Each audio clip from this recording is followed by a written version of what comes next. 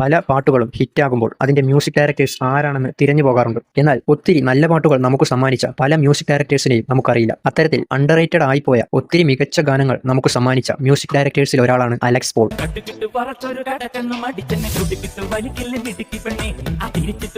ചതിക്കാത്ത ചന്തു എന്ന ചിത്രത്തിലൂടെയാണ് അദ്ദേഹം സിനിമ ഇൻഡസ്ട്രിയിലേക്ക് കടന്നു വരുന്നത്. ആദ്യ സിനിമയിൽ തന്നെ അദ്ദേഹത്തിന്റെ പാട്ടുകൾ ജനമനസ്സുകളിൽ ഇടം പിടിച്ചു.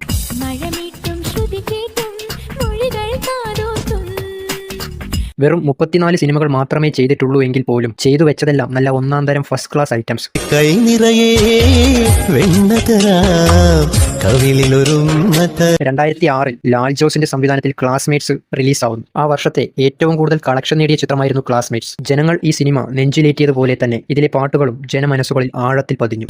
എന്റെ കൽവിലെ വെണ്ണിലാവു നീ നല്ല പാട്ടുകാരാ. റിലീസ് ചെയ്തതിനു ശേഷമുള്ള വർഷങ്ങളിലും ഈ സിനിമയും ഇതിലെ പാട്ടുകളും ജനങ്ങൾക്കിടയിൽ വാഴ്ത്തപ്പെട്ടു.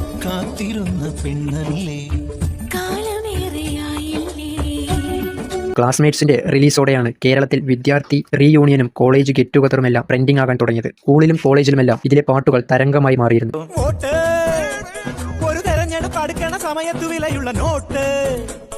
ഇന്നും ജനങ്ങൾ കേട്ടുകൊണ്ടിരിക്കുന്ന ഒത്തിരി മികച്ച പാട്ടുകൾ നമുക്ക് സമ്മാനിച്ചിട്ടും അണ്ടർറേറ്റഡ് ആയിപ്പോയ മ്യൂസിക് ഡയറക്ടേഴ്സിൽ ഒരാളാണ് അലക്സ് പോൾ. സ്നേഹം തേനല്ല, നോവിൻ കൈപ്പല്ല, കണ്ണീരും കൈലേസുമല്ല. അമ്പലക്കര തെച്ചിക്കാവിൽ പൂരം, 59 കൊമ്പന്മാരുടെ പൂരം. മുറ്റത്തെ മുല്ലേ ചൊല്ല്, കാലത്തെ നിന്നെ കാണാൻ.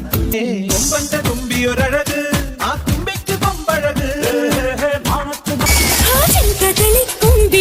തേൻ കുടിക്കാൻ വാ ചെമ്പക.